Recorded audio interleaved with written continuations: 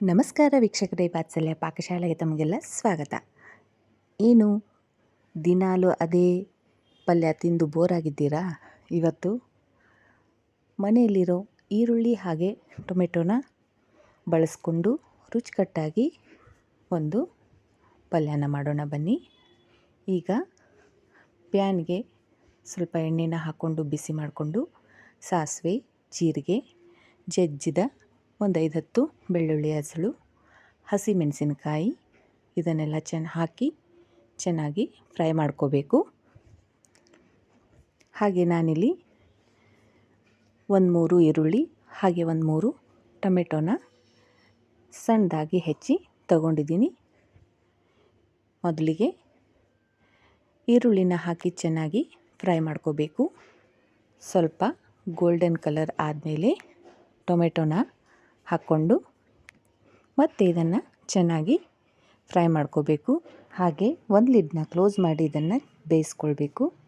ನಂತರ ಇದಕ್ಕೆ ಅರಿಶಿಣದ ಪುಡಿ, ರುಚಿಗೆ ತಕ್ಕಷ್ಟು ಉಪ್ಪು, ಖಾರದ ಪುಡಿ, ರುಚಿಗೆ ತಕ್ಕಷ್ಟು ಸಕ್ಕರೆ ಹಾಗೆ 1-1.5 ಸ್ಪೂನ್ನಷ್ಟು ಗರಂ ಮಸಾಲಾನ ಸೇರಿಸಿ ಇದನ್ನು ಚೆನ್ನಾಗಿ ಮಿಕ್ಸ್ ಮಾಡಿಕೊಂಡು ಮತ್ತೆ ಇದನ್ನು ಲಿಡ್ನ ಕ್ಲೋಸ್ ಮಾಡಿ ಬೇಯಿಸ್ಕೊಳ್ಬೇಕು.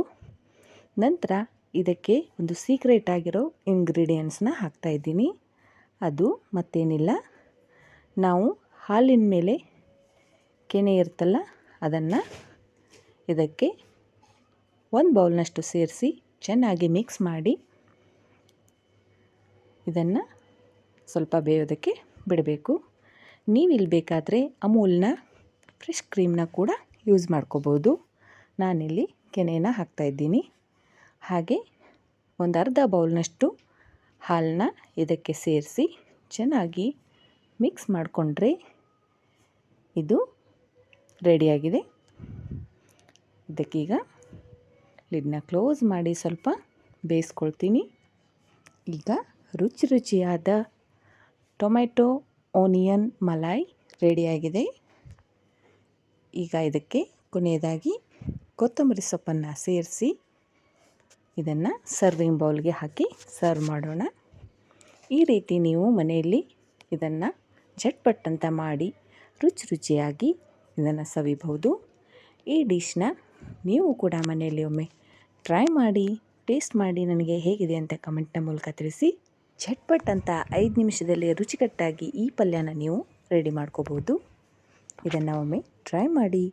ಹಾಗೆ ನನ್ನ ಚಾನಲ್ನ ಲೈಕ್ ಮಾಡಿ, ಶೇರ್ ಮಾಡಿ, ಸಬ್ಸ್ಕ್ರೈಬ್ ಮಾಡಿ.